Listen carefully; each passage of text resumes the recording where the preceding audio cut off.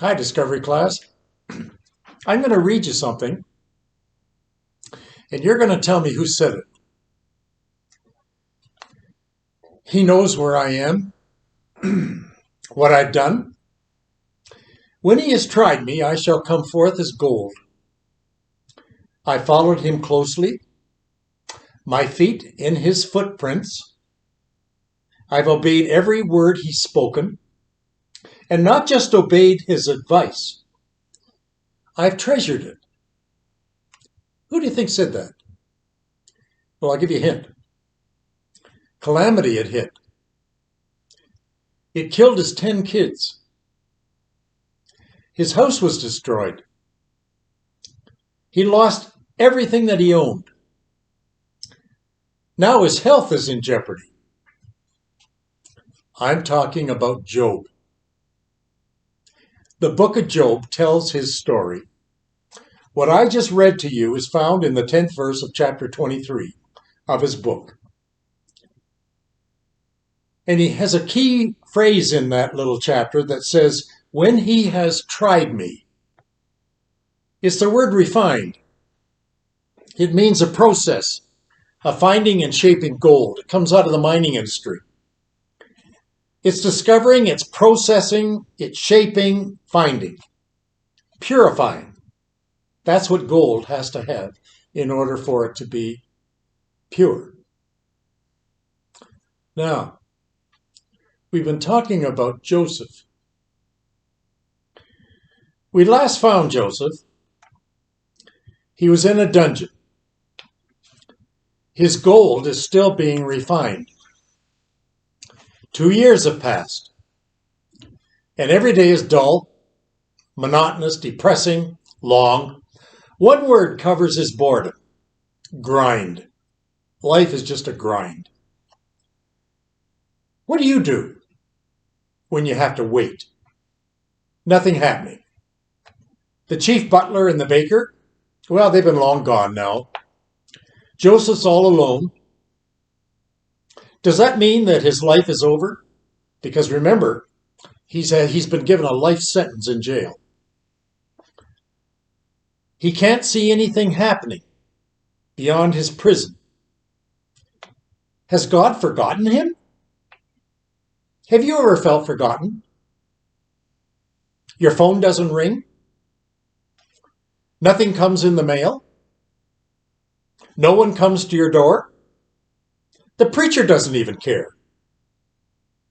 I thought I had friends. I don't see them anymore. Take heart. Events are occurring apart from your involvement. Something is happening in the background. I want you to remember this. Strengthening takes time. Refining takes time. Waiting takes time. Pure gold is about to pour forth from your crucible. Abraham waited 100 years before his son Isaac was born. Moses didn't lead the children of Israel out of slavery until he was 80 years old. Elijah, he waited, that seemed forever, up the brook Kebrock before God spoke to him. Noah waited 120 years for rain. Paul waited 3 years in the Arabian desert after his conversion. Joseph has been in Egypt now for 13 years. He's 30 years old. Do you suppose he's thinking that God has forgotten him? Now, Joseph isn't thinking of gold. Few that I know have been refined like this young man, 30 years old. The writer of Psalm 13, verse 1, probably had it right. He could identify. So could Joseph. How long, O Lord, will you forget me? How long will you hide your face from me? Then suddenly, behind the scenes, this happens. Chapter 41 of Genesis, beginning at verse 1. I'll read it. 2 years passed, and Pharaoh had a dream. He was standing by the Nile River. 7 cows came up out of the Nile, all shimmering with health, and gazed on the marsh grass. 7 other cows, all skin and bone, they came up out of the river, and they stood with them on the bank of the Nile. The skinny cows ate the 7 healthy cows. Then Pharaoh woke up. It goes on. He went back to sleep again, and he dreamed a second time. 7 ears of grain, full-bodied, lush, grew out of a single stalk. Then 7 more ears grew up, but these were thin and they were dried in the east wind. The thin ears swallowed up the full, healthy ears. Then Pharaoh woke up. When morning came, Pharaoh was very upset. He was upset because he was now scared. Dreams were big things back in those days. They were usually a portent of something that was coming. And he was scared. There has to be an answer, he thought. What's the meaning behind all of this? I had 2 dreams, same thing, now what? I'll tell you the meaning. That's my lesson today. Whatever Pharaoh hears better be the truth. Because if it isn't, if you interpreted his dreams and they didn't come true, you'd lose your head. It would cost you your life. You'd be executed. Well, Pharaoh needs answers. He calls in the professors from the university. Then he calls in the lawyers from the downtown, big offices. He brings in all the heads of state from the government offices. They all listened to his dream. Not one of them knew what he was saying. I don't know, they said. I don't know. They all walked out of the office. I don't know. You don't know? No, I don't know. And the reason they didn't know was because if they did know and it was wrong, they would die. No one could interpret Pharaoh's dreams. Then someone spoke up. He was the closest official that Pharaoh had, and he was the chief cupbearer. Verse 9, chapter 41. The head cupbearer then spoke up and said to Pharaoh, I just remembered something, and I'm really sorry. I should have told you this long ago. Once when Pharaoh got angry with me, he locked me up in the dungeon. And you locked me along with the head baker, and there together we had dreams, the baker and me. And there was a young Hebrew slave down there, and he heard our dream. He had belonged to Potiphar, the captain of the guard. We both told him our dream, and he interpreted them for us, each dream separately. Things turned out just as he had interpreted. I was returned to my position with you, and the baker was executed. Pharaoh listened to all of this, and he could have done 2 things. 1, I'm not going to hear the words of some foreign terrorist locked up in my dungeon. He doesn't even speak my language. Why would I trust and listen to him? Or, verse 14, Pharaoh at once sent for Joseph, and they brought him on the run from his jail cell, and they cut his hair. He got shaved. He put on clean clothes, and he came to meet Pharaoh. Now, you're going to see what God has had up his sleeve all along. This interview was 13 years in the making. When he has tried me, I shall come forth as gold. All the processing up till now, all the purifying up to now, all the shaping up to now, all the refining up to now, watch. It's going to come out in the crucible of this young man, 30 years old, called Joseph. Now, this is going to get a bit complicated. What's coming next? I'm going to try and simplify it for you. And I'm going to use the word smart. S-M-A-R-T. Now, I'm going to do an acrostic of those letters. It's an adjective, and I'm going to apply it to Joseph. And I'm going to give you 5 words that are going to describe the refined gold that you're going to see in this story. He's going to show them to Pharaoh. 1, S, specific. Pharaoh is going to hear some details. M, measurable. It has to do with the amount and supply that's coming. A, action. There's going to be a project, and somebody has to manage that project. R, realistic. The idea has to be workable. Finally, T, time. There's a definite schedule, and that schedule has to be met. If all this works, it's going to happen because somebody has to be smart. Here we go. Let's look at each of these adjectives and see what they mean. Smart. Here's the first one. Specific detail. As soon as Pharaoh's cupbearer told Joseph his dream, Joseph gave him an interpretation. Hearing this, Pharaoh at once sent for Joseph. He appears, and Joseph was told the king's dreams. He then told Pharaoh what was coming. Egypt was going to experience a tsunami.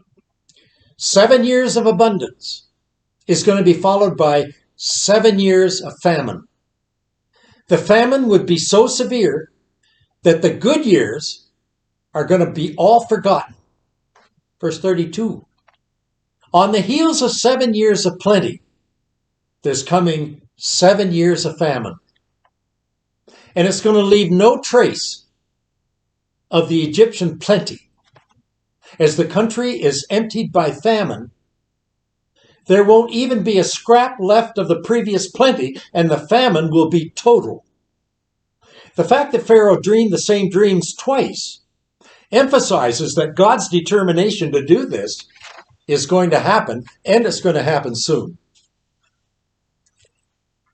Don't you wish that Pharaoh was on camera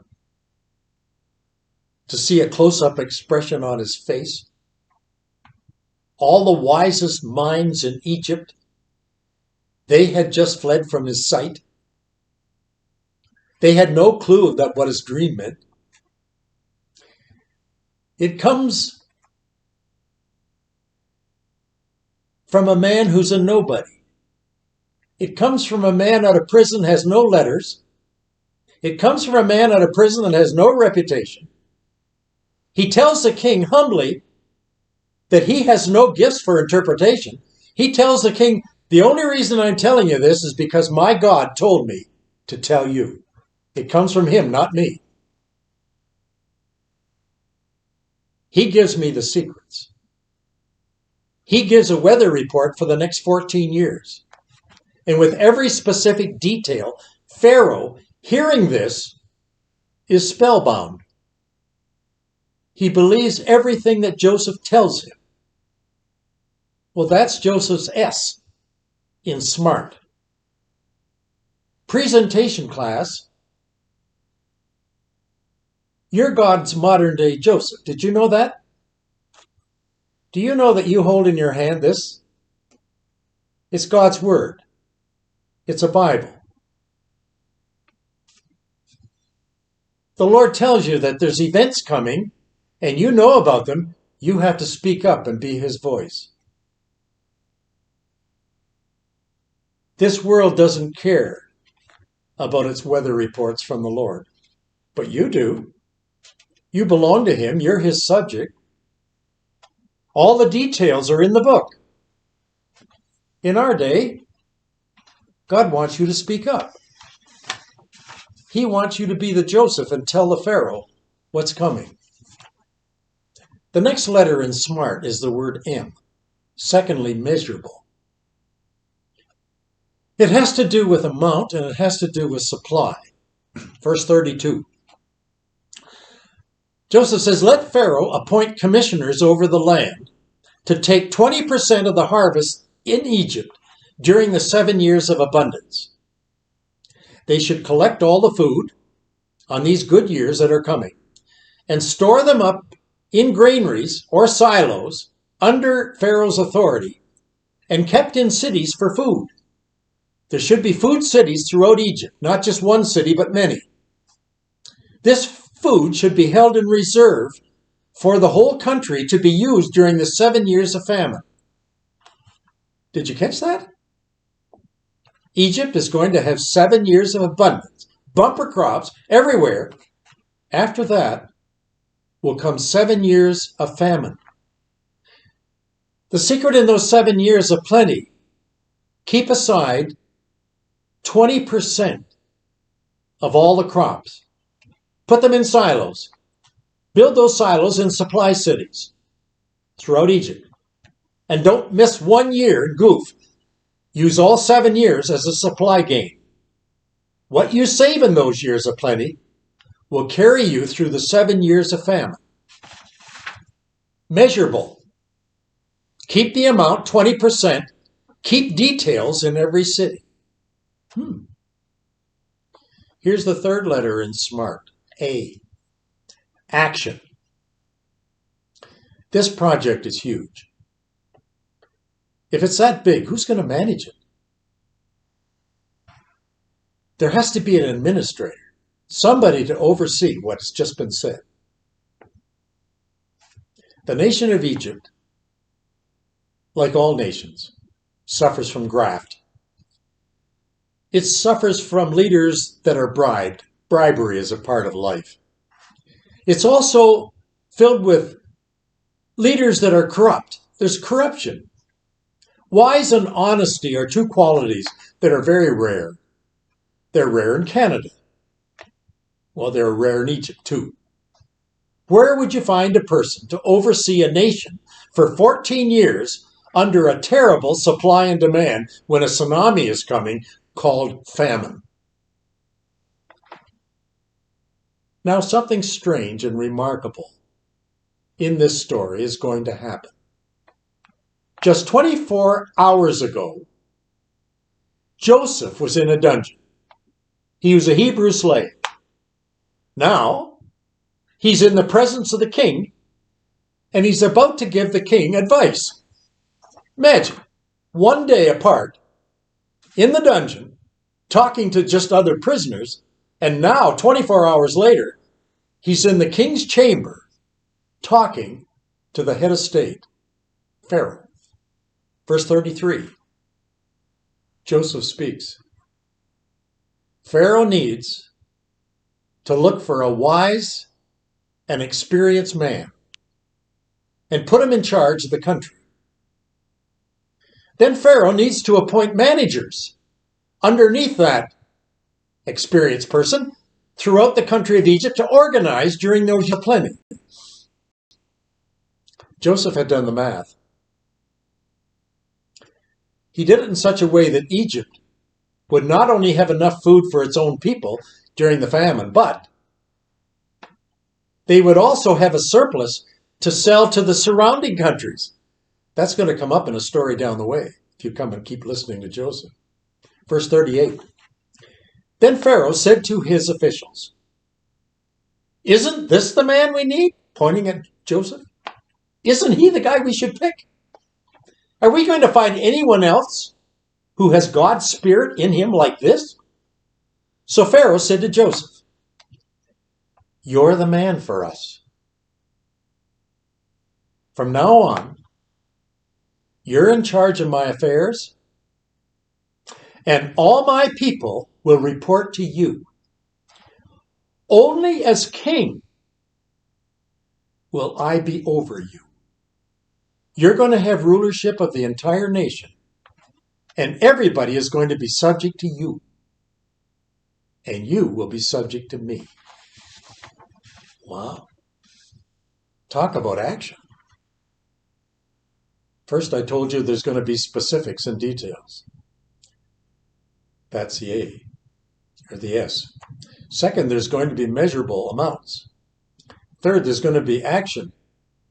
I'm putting you in charge of the entire country. Now comes fourth, realistic. Is the idea workable? Is what Joseph's saying going to come to be fact? Verse 41. So Pharaoh commissioned Joseph, I'm putting you in charge of the entire country of Egypt. Then Pharaoh removed his signet ring from his finger, and he clipped it on Joseph's finger on his hand. He outfitted him in robes of the best linen, and he put a gold chain around his neck,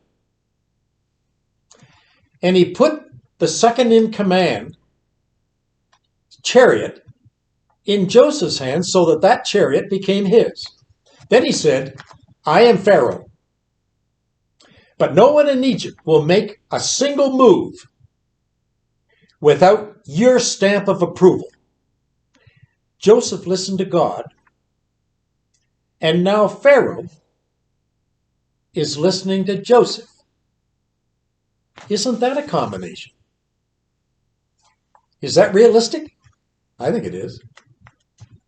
God in charge of all Egypt through his servant Joseph. Pharaoh could not argue with Joseph's goal, verse 36, so that the country may not be ruined by the famine. Joseph's goal was realistic. Finally, time. There's a schedule. It has to be met. How are you going to meet that schedule? Well, in prison, in loneliness, in prison, in abandonment. Joseph down in prison was forgotten. Joseph let the Lord have his way in all that time. And it took 13 years. What did he learn? He learned that the Lord's way and the Lord's time and the Lord's purpose was very rare. If God was in it, Joseph knew that God would do it. That's pretty realistic. Pharaoh said to Joseph, since God told you all of this, there's obviously no one as discerning or as wise as you. Therefore, I'm putting you in charge of everything. Class, don't overlook the signet ring that Pharaoh put on his hand. That ring was the Egyptian seal, and it was the seal on official documents. It stamped invoices. It stamped paychecks. It stamped new laws. It validated every official paper from Parliament and Senate. Joseph now had the authority of the king's imprint. Also, he had fine garments, he had a gold necklace, and he had a royal chariot. How is that for a king's imprint? Prisoner to imprint. Verse 46. I think this is a fitting verse to close this lesson. Now Joseph was 30 years old when he stood before Pharaoh, king of Egypt. And Joseph went out from the presence of Pharaoh, and he went through all the land of Egypt. Isn't that interesting? Egypt had a smart man in charge. In the Lord's name, I want all of you to go out and do the very same. Do it in the land of Canada, or do it in the States, if that's where you're listening to this. And I want you to be just as smart as Joseph. And I want you to go and take his signet ring, and with his authority, I want you to take your book, and I want you to tell him this Christmas and into this new year, what is he saying? His voice is you. Don't let him down. Come on back next week. There's some strange things about to happen, all because Joseph is in charge. I don't want you to miss that. See you then.